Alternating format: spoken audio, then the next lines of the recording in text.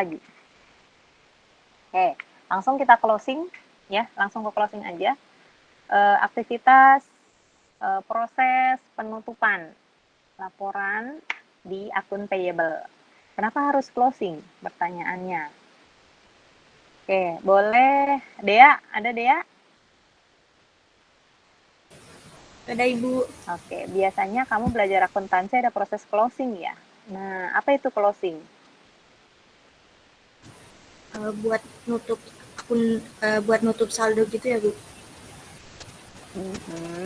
Coba lagi. Buat jurnal penutupan. Bisa. Terus? Udah sih Bu, itu tahunya. Oke. Misal di akhir bulan kita punya transaksi yang belum terbayarkan. Oke, ada transaksi yang belum dibayar oleh kita ke vendor, tapi sudah akhir bulan. Namanya akhir bulan kan ada proses closing ya. Selalu harus bikin laporan keuangan di akhir periode, gitu ya. Termasuk tadi ya pencatatan saldo di akhir periode, gitu ya. Kemudian mana-mana yang utang kita belum terbayar kita kelompokkan sebagai utang-utang yang belum lunas. Kemudian ada lagi jurnal penyesuaian dan segala macam. Nah, proses closing ini tentu biasanya kalau sebagai orang accounting, ini jangan kaget nanti ya kalau kerja atau magang di bagian keuangan, closing itu nggak cukup sehari mungkin ya. Kadang-kadang orang minta lembur, saya lagi proses closing jadi nggak mau diganggu. Ada yang seperti itu orang accounting. Jadi memang butuh waktu khusus untuk melakukan proses closing. Kebayang kalau perusahaannya besar, accountingnya harus bekerja, misal dia harus menghitung material, sisa material di gudang tuh ada berapa. Karena dia harus proses penjurnalan untuk material yang masih sisa. Kemudian ada proses penggajian, misalkan penggajian ada yang belum tuntas atau ada yang sudah tuntas, semua dicatat. Kemudian ada lagi pembelian ke vendor, aset lah atau pembayaran listrik dan segala macam, semua dicatat. Oke, fungsi closing operation dalam akun payable adalah untuk membantu mengelompokkan akun payable, akun payable yang masih dalam proses uh, laporan penutupan ya, intinya itu. Nah, kalau dalam SAP kita harus melakukan proses closing dalam 2 bagian. Oke, apa saja? Yaitu untuk proses kebutuhan legal itu ya untuk pelaporan resmi ke eksternal ya, untuk kebutuhan negara atau pemerintah. Yang kedua adalah untuk kebutuhan si organisasi itu sendiri. Oke. Yang jelas kalau kita mau melaporkan pajak, maka harus proses closing dulu. Nah, supaya apa? Kita tahu sisa aset kita berapa, kemudian kalau kita bicara laba rugi, kita tahu laba kita atau rugi kita ada di posisi mana, gitu ya. Makanya butuh proses closing ini untuk 2 bagian atau 2 section. Yang pertama adalah untuk kebutuhan legal, kebutuhan formal pemerintahan gitu ya, untuk kebutuhan pelaporan eksternal. Yang kedua untuk laporan organisasi internal. Oke, di sini biasanya tahapan atau timeline yang dilakukan di SAP itu dibagi dalam 2 tahap. Tahap legal, tadi saya sebut sudah, tahap legal, kemudian yang berikutnya tahap organisasional. Oke, nah ketika tahun fiskal yang baru gitu ya, tahun pelaporan pajak biasanya bulan apa? Maret ya. Nah, kita lakukan proses running program yang disebut balance carry forward program. Apa sih maksudnya? Kayak tadi, penutupan saldo. Kita pindahin saldo-saldo kita yang kemarin-kemarin itu kita proseskan dengan cara kita running lah intinya ya. Kita running, kemudian saldo-saldo yang kemarin kita tarik semua supaya kita tahu saldo terakhir kita tuh di berapa posisinya, gitu ya. Nah, misalkan ada saldo kas berapa, kemudian saldo vendor berapa, kemudian balance yang apa lagi, beban operasional, misalkan properti berapa gitu ya, dan seterusnya yang kemarin sudah masuk dalam studi kasus. Kemudian Nah, ketika kita menjalankan balance carry forward, maka kita lakukan blocking. Oke, blocking. Jadi kita tidak ada proses posting ke vendor karena kita sedang memindahkan saldo semua nih. Kita jalankan saldo pokoknya dari semua akun-akun yang ada, kita blocking semua yang berkaitan dengan vendor, transaksi kita dengan vendor, tapi ada tapinya, kita buka special period for vendor. Artinya kita tuntaskan mana-mana yang mau kita bayar utang. Kadang-kadang kalau di akhir periode kan suka dikebut ya. Ini yang belum dituntasin utang ke vendor, coba dibuka semua gitu ya, di open special period untuk membayar ke vendor. Ya, oke, bayar ke vendor mana-mana yang belum lunas, bayar gitu ya. Kemudian jangan ada dulu transaksi-transaksi sebelum pelunasan, ada yang seperti itu. Kemudian lakukan rekonsiliasi gitu ya. Kita catat, kita cocokkan akun-akun kita yang transaksi-transaksi kita gitu ya. Nah, kemudian step berikutnya adalah di sisi legal, ya, di sisi resminya kita melakukan proses konfirmasi saldo, untuk dibuat laporan secara formalnya. Kemudian kita lakukan penilaian mata uang. Kenapa ada proses penilaian mata uang? Karena transaksinya tidak hanya berkaitan dengan vendor lokal. Bisa jadi ada vendor luar negeri yang kita libatkan kalau mata uangnya berbeda. Jadi gini, misal utang perusahaan ke vendor itu pakainya mata uangnya berbeda dengan mata uang lokal perusahaan. Misalnya ya, pakai standarnya misalnya utangnya pakai euro gitu ya. Nah, ketika pakai euro, utangnya belum lunas, pasti ada proses penyesuaian utang. Gitu ya. Utang itu nilainya bisa berubah sesuai dengan nilai tukar. Gitu. Kemudian apa yang dilakukan? Devaluate gitu ya, menghitung kembali ya, menghitung nilai mata uang asing, melakukan penilaian mata uang asing, kemudian lakukan klasifikasi lagi, kemudian kita tutup. Close special vendor, special period for vendor. Gitu ya.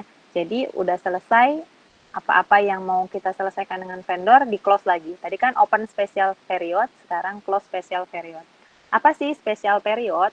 Saya pernah ngasih contoh ya, di laporan buku besar itu kan periodenya 1, 2, 3, 4, 12 sampai periode 12 ditambah periode 13, 14, 15, 16. Nah, yang disebut special period adalah periode 13 sampai 16.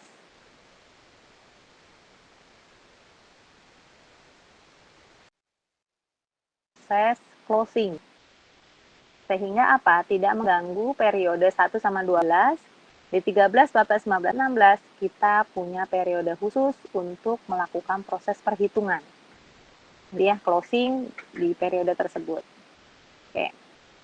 Nah, kemudian apa sih yang dilakukan? Mengkonfirmasi saldo yang balance confirmation ini. Send balance confirmation. Kita melakukan di sini step by step-nya terbaca ya. Pada awal periode, balance carry forward dijalankan, gitu ya. Pemindahan saldo. Jadi kayak buku tabungan, kan ada saldo akhir bulan. Nah, balance carry forward program itu pemindahan saldo dari yang akhir bulan pindah ke periode yang baru. Nah, itu semacam itu. Jadi balance carry forward program seperti itu. Oke, kemudian di sini ada apa lagi tadi? Sudah saya jelaskan ya, tinggal catatan ininya dibaca lagi ya. Di blok untuk tahun fiskal yang lama, buka untuk spesial periode untuk tahun fiskal yang sedang dibuka. Ya, ini nanti secara teknisnya ada di praktikum lah ya, nanti bisa kelihatan. Oke, kemudian kirim konfirmasi saldo, kemudian, nah, lewat apa kita konfirmasi saldo kita? Kalau di SAP itu ada kirim ke vendor, ini nih utang saya masih segini yang belum terbayar. Nah, kita catatkan lewat surat gitu ya, atau kita print dulu, kemudian kita ngecek, kemudian kita kirimkan ke vendor. Nah, seperti itulah fasilitasnya gitu ya kalau di SAP. Jadi kalau kita masih punya utang ke vendor, tidak sekedar jadi catatan kita sendiri, tapi kita juga mengirimkan informasi ke vendor daftar utang kita. Gitu ya. Kemudian foreign currency valuation tadi sudah dijelaskan juga, kita menghitung, kita translate, nah translate local currency, kemudian berkaitan dengan exchange rate, nilai tukar. Jadi yang tadi saya sudah jelaskan, kita punya utang dalam bentuk nominalnya euro misalnya, tapi saat itu berapa nilai konversinya. Kemudian pas ada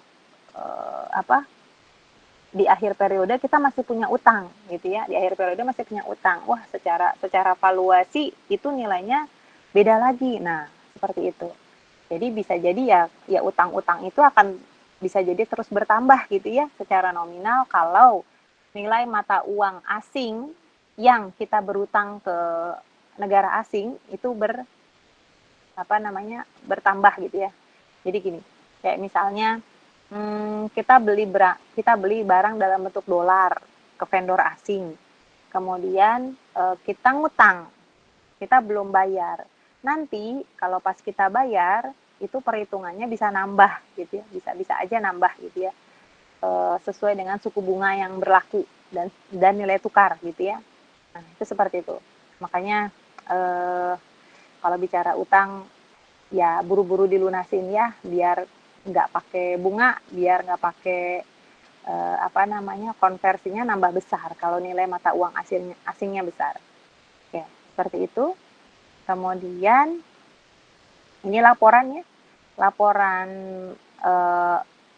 penilaian mata uang asing. Oke.